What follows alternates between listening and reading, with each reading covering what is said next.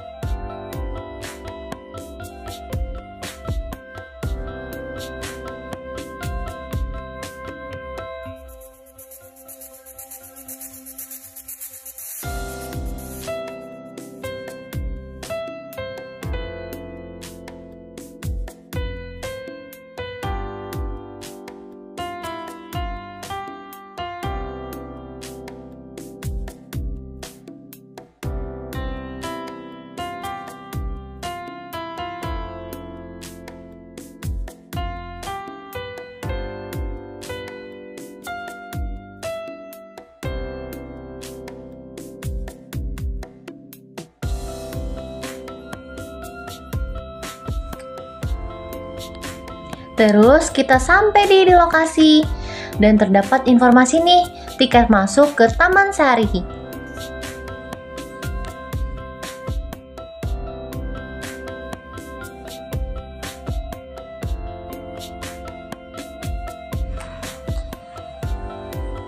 Tidak jauh dari area kolam pemandian, terdapat sebuah gerbang yang dihiasi ukiran relief burung merak dan beraneka ragam puspa yang sangat indah. Gerbang ini dikenal sebagai Gedong Gapura Hageng, yang merupakan pintu gerbang utama keluarga keraton yang ingin memasuki Taman Sari.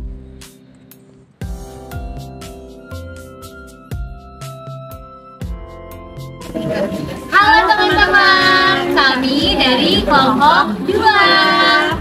Halo, aku Novel. Halo, aku Fira.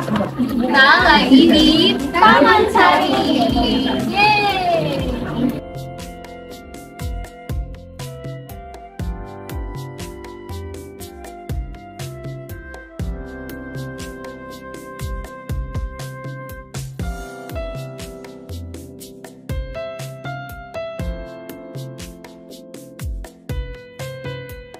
Sebelum kita melihat keindahan Taman Sari lebih lanjut, tonton dulu yuk podcast kita dengan Pak Ridwan sebagai supervisor di Taman Sari. Halo teman-teman, jadi kami sudah bersama narasumber kami yaitu Pak Ridwan sebagai supervisor Taman Sari sejak tahun 2004 ya Pak? Ya benar. Jadi sebelumnya kami perkenalkan dari mahasiswa Universitas Gadjah Mada, Prodi Bisnis Perjalanan Wisata. Jadi kami di sini mau bertanya-tanya nih tentang topik utama kami yaitu pentahelix yang ada di Taman Sari. Sebelumnya saya Nova dan rekan saya, nama saya Galuh Putranjali, nama saya Sofira Jasden. Nama saya Muhammad Ridwan Shah. Baik, kami langsung ke pertanyaan yang pertama ya Pak. Jadi Pak, pertama bagaimana peran pemerintah keraton dalam menjaga kelestarian dan mengembangkan Taman Sari ini sebagai destinasi wisata budaya?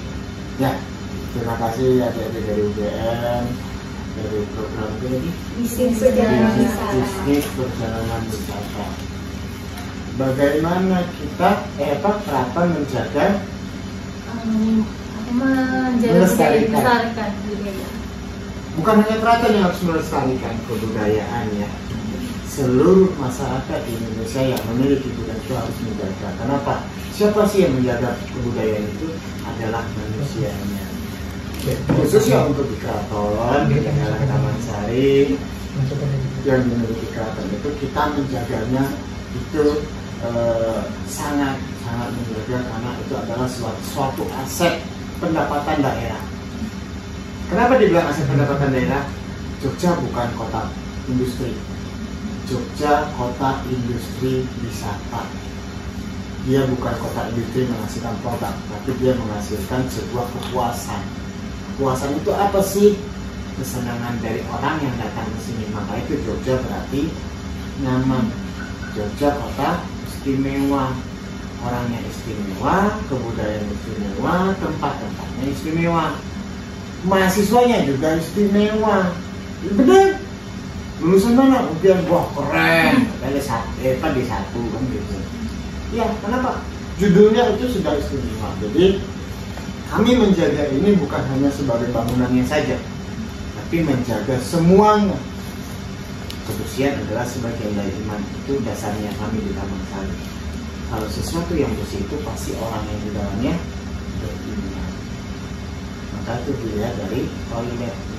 Nah, jagalah kebersihan itu, otomatis kebudayaan itu pasti terlestarikan. Jadi dari keraton itu pasti ada peninjauan, mana yang perlu diperbaiki, mana yang perlu dilestarikan, dan mana yang harus kita lakukan. Gitu lalu. Selanjutnya Pak, apa kontribusi dari akademisi tadi untuk meningkatkan pemahaman tentang sejarah di keraton? Sangat tinggi. Tim kajian kita itu banyak dari UGM. Kenapa? Peninggalan bersejarah. Keraton itu dibangun, berdirinya Keraton Jogja itu tahun 1355. Selanjutnya Taman Sari dibangun tahun 1758. Dan dokumen-dokumen dari zaman dulu itu kan kita ada yang tertulis, ada yang tidak tertulis. Nah, itu akademisi itu, khususnya universitas yang ada di sekitar di wilayah Yogyakarta, khususnya UGM yang lahirnya di dalam Keraton Jogja, yang atasnya itu di Keraton Jogja, dia jadi acuan kita. Ada balai sejarahnya, habis itu nanti UNJ, ada nanti isi, nanti kalau yang anak sekolahan itu ada SMSR, macam-macam. Jadi kita pilih orang-orang yang punya pemikiran terhadap melestarikan satu benda atau satu daerah atau satu peninggalan yang itu sangat harus kita tekuni dan itu harus kita pahami. Bukan hanya kita lihat, kita sentuh, kita berbicara dengan produk kita sendiri. Jadi bagaimana sih pelaku bisnis lokal di sekitar Taman Sari dalam meningkatkan pariwisata di kawasan Taman Sari ini? Ya, masyarakat di sekitar Taman Sari itu, jadi Taman Sari itu berkolaborasi dengan masyarakat setempat. Kami bersama dengan almarhum Kanjeng Gusti Hadiwinoto pada masa itu, KGP Hadiwinoto itu adiknya Sri Sultan Hamengkubuwono ke-10. Beliau memerintahkan sama saya untuk mengajak masyarakat di sekitar wisata Taman Sari itu untuk mengunderstanding rasa memiliki, dan mereka bukan jadi penonton di wilayah wisata ini. Jadi mereka harus mendapatkan rezeki juga. Dengan cara apa? Membuka warung. Warung itu adalah macam-macam. Ada warung baju, batik lukis, ada jualan batik, ada jualan minuman gitu. Tapi yang terkoordinir. Jadi kita buat aturan di sini, siapa yang mencari nafkah di sini, khususnya orang wilayah, itu adalah orang yang ber-KTP atau bertempat tinggal di Taman Sari, seperti guide dan seperti pedagang. Guide di Taman Sari itu adalah orang yang ber-KTP Taman Sari atau dia tinggal di wilayah. Jadi bisnisnya itu jalan. Jadi bisnis perjalanan wisata itu jalan-jalan apa berbisnis? Bisnis dan jalan-jalan. Tuh. Berarti Bagaimana masyarakat lokal itu terlibat dalam mendukung keberlanjutan pariwisata di Taman Sari? Ya, mereka sangat mendukung. Kalau nggak dukung, mereka nggak ngebul dapurnya, gitu ya. Jadi dengan cara apa? Mereka ikut merawat juga, mereka ikut memelihara juga. Dengan cara apa? Menjaga kebersihan. Dan kebersihan itu sangat susah, apalagi Jogja sekarang bukan kota pelajar ya, kota sampah sekarang. Ayo teman-teman mahasiswa, jangan buat sampah, jadilah sampah yang bisa membuat energi, jadilah sampah yang bisa buat indah. Kayak gitu kalian tuh nggak usah bisnis perjalanan wisata, bisnis mengolah sampah. Lanjut. Jadi ini untuk pertanyaan terakhir kita, Pak. Kok cepet banget? Oke, itu seberapa besar sih pengaruh media dan media sosial dalam mempromosikan Taman Sari dan melestarikan Taman Sari itu sendiri? Ya, media sosial itu barang yang dikerjakan menggunakan jari atau jempol. Ya, dulu Taman Sari itu punya Instagram, namanya Wisata Taman Sari di Jakarta Official. Saking cintanya orang, punya kita diambil, direpas sama orang. Kita buat tahun 2019. Kalau saya 3 bulan atau 4 bulan kita Instagram kita DM kita. Poster banget sih. Mungkin 3 bulan gitu. Kita hanya posting yang sedikit-sedikit. Karena kita suka nge-repost dulu. Kita dalam tempo terakhir itu 2021 kita mendapatkan 11.000 follower. Dan di tahun 2019 itu kita baru buat peningkatan setelah kita buat 3-4 bulan itu peningkatan itu bertambah, tingkat kunjungannya, followernya juga bertambah. Nah, di situ kami menganalisa bahwasanya media sosial itu sangat efektif buat media marketing. Tapi Taman Sari dan Keraton itu tidak ada marketing. Kami hanya Instagram itu hanya informasi atau apa? Hanya informasi, bukan marketing. Tapi marketing itu adalah informasi. Nah, jadi kita hanya menyampaikan gambar-gambar, merepost tamu-tamu yang datang, kita foto buli-buli gitu. Kok masih ada di situ, saya ada main catur di situ. Ada yang di gedung sekarang kita bisa main catur sama orang Prancis gitu. Jadi membuat orang itu nyaman itu sebenarnya gampang. Membuat orang tuh senang, membuat orang tuh senyum itu mudah apa susah sih? Mudah, sangat mudah. Apalagi buat Safira senyum itu susah sebenarnya gitu. Jadi peran dari media sosial itu sangat penting, apalagi yang namanya bisnis. Tinggal aktif atau tidak, ya, aktif atau tidak. Kami tidak aktif, tapi yang aktif itu adalah wisatawan. Dia merepost, dia tag kita terus, jadi kan itu aktif. Nah, akhirnya kita repost balik. Nah, kemudian dia jadilah ekosistem bisnis yang dari mereka. Kami tidak mempromosikan Taman Sari, tapi yang mempromosikan Taman Sari adalah pengunjung. Tuh. Kan? Pak, itu mungkin ada pesan untuk teman-teman di rumah, untuk Taman Sari juga. Nah, kalau pesan di Taman Sari ya tiap hari saya berpesan untuk teman-teman mahasiswa, khususnya bisnis perjalanan wisata UGM. Jadilah mahasiswa yang mengembangkan jati diri, yang berpotensi terhadap sesuatu nilai kebudayaan. Kembangkanlah, hidupkanlah. Jangan mahasiswa yang hanya datang, duduk, pulang, tidur, main. Nah, jadilah mahasiswa yang mencintai kebudayaan, contohnya lalu yang menggunakan pakaian satu kebudayaan. Dari kalian, negeri ini akan besar. Amin. Baik, terima kasih banyak ya Pak Ridwan atas waktu dan penjelasannya yang sangat jelas tadi. Semoga apa yang sudah dijelaskan oleh Pak Ridwan dapat menginspirasi dan menambah wawasan teman-teman semuanya. Terima kasih Pak Ridwan. Terima kasih juga. Assalamualaikum warahmatullahi wabarakatuh. Nah teman-teman, dari podcast kami tadi dapat disimpulkan dalam beberapa poin penting. Yang pertama, mengapa pentahelix penting? Seperti yang kita ketahui, model pentahelix melibatkan 5 elemen kunci, yaitu pemerintah, masyarakat, akademisi, media, dan pelaku usaha. Masing-masing memiliki peran yang sangat penting dalam menciptakan ekosistem pariwisata yang berkelanjutan. Mari kita lihat lebih dalam bagaimana kolaborasi ini dapat memberikan dampak positif. Yang pertama ada kolaborasi untuk kemajuan. Nah, pemerintah dan masyarakat di Taman Sari ini memiliki hubungan yang erat dalam pengelolaan dan pengembangan kawasan ini.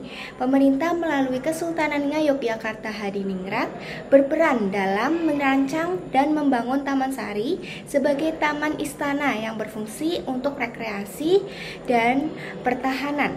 Masyarakat lokal di sisi lain berkontribusi dalam pelestarian budaya dan lingkungan sekitar, serta mendapatkan manfaat ekonomi dari pariwisata yang berkembang di kawasan tersebut.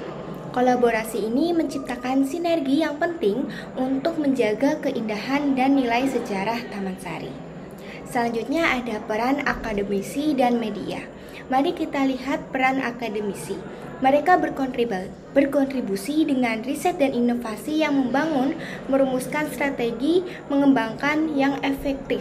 Misalnya, penelitian tentang perilaku wisatawan atau pengelolaan sumber daya alam dapat memberikan kawasan berharga bagi semua pihak yang terlibat. Dan tentu saja media memiliki peran yang tak kalah penting dengan menyebarkan informasi tentang keindahan Taman Sari dan kegiatan-kegiatan yang ada di sana. Media dapat menarik perhatian lebih banyak wisatawan. Mereka juga berfungsi sebagai jembatan komunikasi antara semua elemen dalam pentahelix. Untuk yang terakhir ada pelaku usaha sebagai penggerak. Kita tidak bisa melupakan pelaku usaha. Mereka adalah penggerak utama dalam menciptakan pengalaman wisata yang menarik dan berkualitas, dari penginapan hingga restoran lokal. Setiap usaha memiliki potensi untuk memberikan dampak positif bagi ekonomi lokal sekaligus menawarkan pengalaman unik bagi pengunjung. Selanjutnya kita ada pesan dan kesan nih untuk Taman Sari. Baik, selanjutnya ada kesan. Yang pertama untuk dari pemerintahan. Kesan untuk pemerintahan ini, terutama Dinas Pariwisata Yogyakarta telah memainkan peran penting dalam menjaga kelestarian fisik dan historis Taman Sari, seperti restorasi bangunan yang dilakukan menunjukkan komitmen terhadap pelestarian budaya. Adanya pengaturan tiket masuk dan pemandu wisata resmi memberikan kesan terorganisir dan profesional juga. Yang selanjutnya ada akademisi. Kesan untuk akademisi, Taman Sari ini menjadi objek penelitian yang menarik bagi akademisi dalam berbagai bidang seperti arsitektur, sejarah, dan seni budaya. Selain itu, kami banyak sekali melihat kehadiran mahasiswa atau peneliti untuk menunjukkan bahwa destinasi ini juga berfungsi sebagai situs edukasi. Lalu ada kolaborasi lebih lanjut dengan universitas dapat meningkatkan dokumentasi sejarah dan inovasi untuk promosi. Yang selanjutnya ada pelaku usaha. Di sekitar Taman Sari ini terdapat banyak sekali pelaku usaha kecil atau UMKM yang menjual kerajinan tangan, kain batik, dan makanan khas. Hal ini mencerminkan kontribusi sektor usaha dalam mendukung daya tarik wisata. Seperti pelaku bisnis di Taman Sari ini seharusnya diusahakan juga dapat berperan dalam menjaga kebersihan dan diusahakan ramah lingkungan tanpa merusak nilai historis kawasan dengan sampah. Selanjutnya ada komunitas atau masyarakat. Kesan untuk masyarakat lokal yaitu harus memiliki peran aktif sebagai pemandu wisata, penjaga kawasan, dan pengrajin yang menjaga nilai-nilai budaya. seperti kehadiran mereka menambah sebagai unsur autentik dalam pengalaman wisatawan, dan diharapkan adanya koordinasi yang baik dan tertata antara masyarakat lokal dengan pengelola wisata Taman Sari dengan lebih diperkuat, terutama dalam pelestarian tradisi dan adat yang berkaitan dengan sejarah Taman Sari. Selanjutnya ada media. Kesan untuk media sendiri, baik digital maupun konvensional, telah membantu mempopulerkan Taman Sari ke tingkat nasional maupun internasional.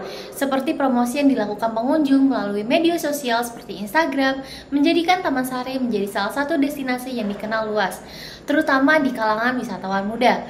Selanjutnya ada pemanfaatan media untuk mempromosikan narasi sejarah dan filosofi Taman Sari dapat meningkatkan agar lebih mendalam, bukan hanya sekedar sebagai tempat berfoto.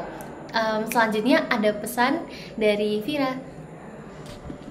Oke, jadi selanjutnya ada pesan dari kami. Jadi Taman Sari adalah taman warisan budaya yang harus kita jaga bersama. Sebagai pengunjung, mari kita tingkatkan rasa tanggung jawab dengan menjaga kebersihan, tidak merusak fasilitas, dan menghormati aturan yang berlaku.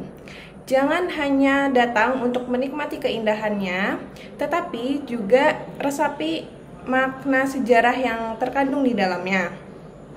Dengan memahami nilai-nilai yang terkandung, kita bisa belajar banyak tentang filosofi hidup masyarakat Jawa yang akan harmoni dan kebijaksanaan.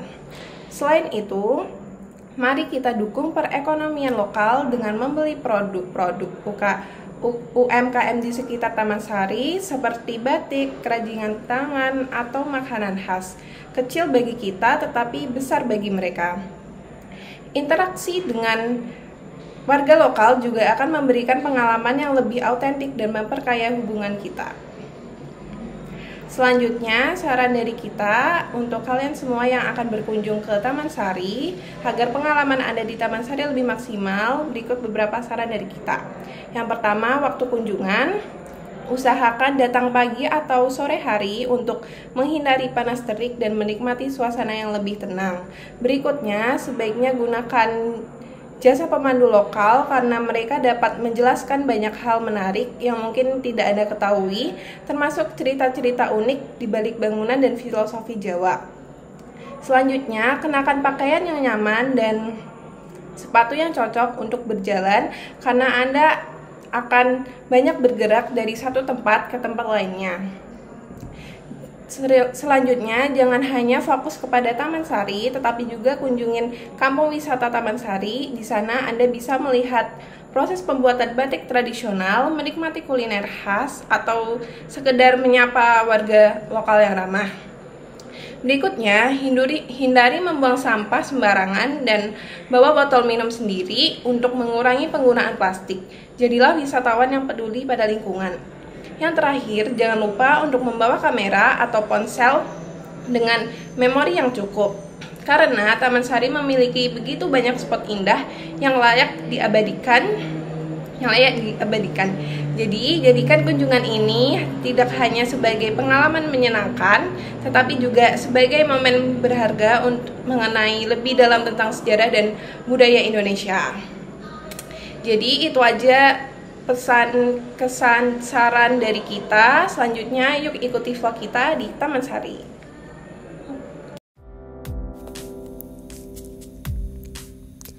Nah teman-teman, saat masuk di Taman Sari, kalian langsung dimanjakan oleh pemandangan kolam-kolam yang indah.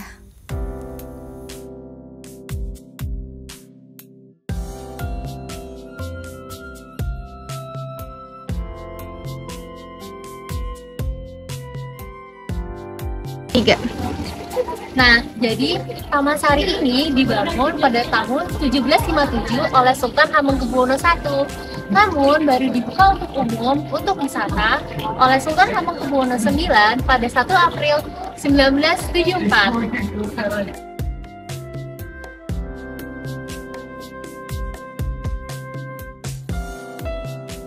Nah teman-teman, di Taman Sari juga memiliki beberapa kolam yang dahulunya difungsikan untuk mandi para sultan dan keluarganya. Nah jadi ini kolamnya.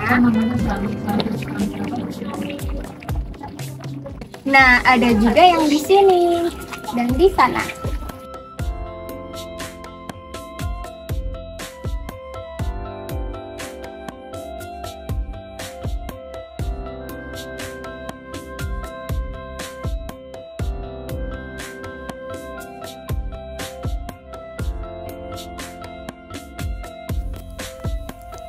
Taman Sari Keraton Yogyakarta dulunya merupakan taman tempat peristirahatan sultan dan keluarga keraton. Dahulu, taman ini terdiri dari beberapa bangunan, namun kini hanya tinggal sedikit yang masih berdiri utuh. Beberapa tinggal reruntuhannya saja. Bangunan yang paling terkenal di sini tentu saja kolam pemandiannya yang dulu digunakan oleh sultan, permaisuri, selir, dan putri keraton. Di area kolam pemandian ini juga terdapat menara tempat sultan memandangi selir yang sedang mandi. Selir yang paling menarik pun akan dipanggil untuk menemaninya.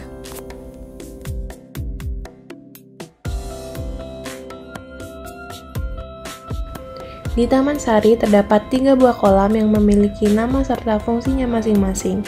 Mulai dari Umbul Panguras, sebuah kolam untuk raja, Umbul Kawitan, kolam yang digunakan oleh para putri, dan Umbul Pamuncar, kolam untuk para selir raja.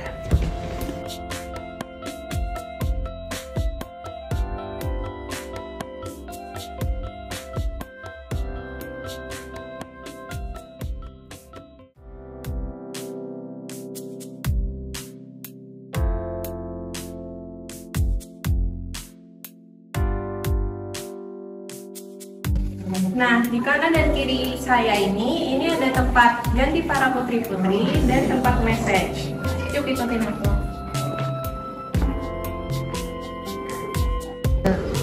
Nah, di sini itu untuk tempat pijat para putri-putri. Nah, habis itu jika putri ingin sauna, ini di bawah ini ada tungku untuk memanaskan untuk digunakan jadi sauna. Dan ini adalah untuk tempat dari para putri-putrinya.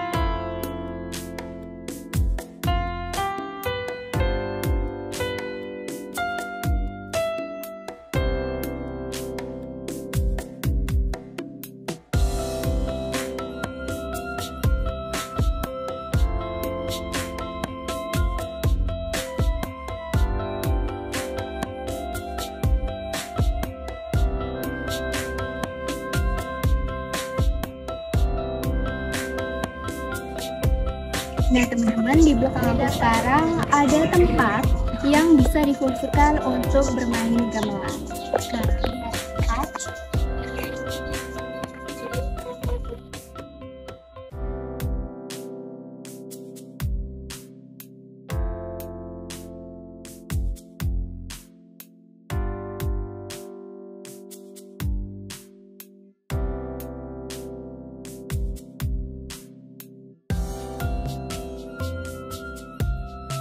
Kini danau itu telah tiada dan berubah menjadi perkampungan padat penduduk.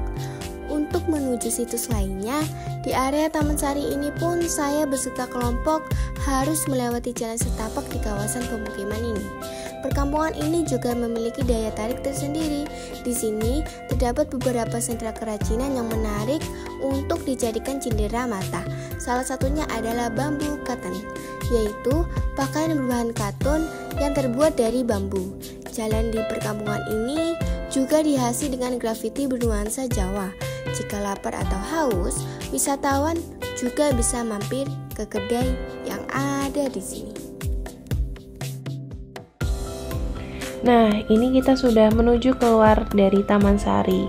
Tetapi belum selesai teman-teman, karena banyak sekali pedagang-pedagang yang menjual aneka makanan dan minuman di sepanjang jalan. Nah, tidak jauh dari Taman Sari, kita akan masuk ke Gerbang Cabik.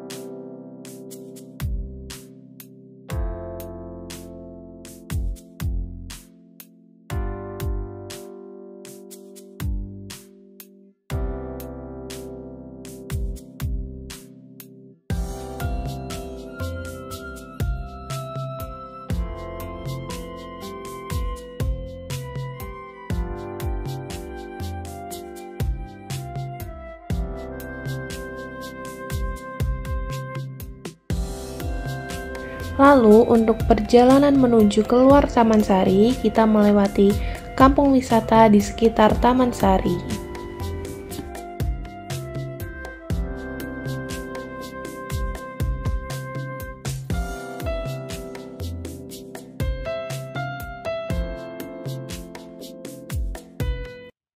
Jadi teman-teman, kita udah selesai keliling di Taman Sari. Gimana nih Galuh Vira? Capek nggak? Capek juga ya, tapi asik ya. Kalian jangan lupa juga datang ke sini. Ya, terima kasih udah nonton video ini sampai habis ya.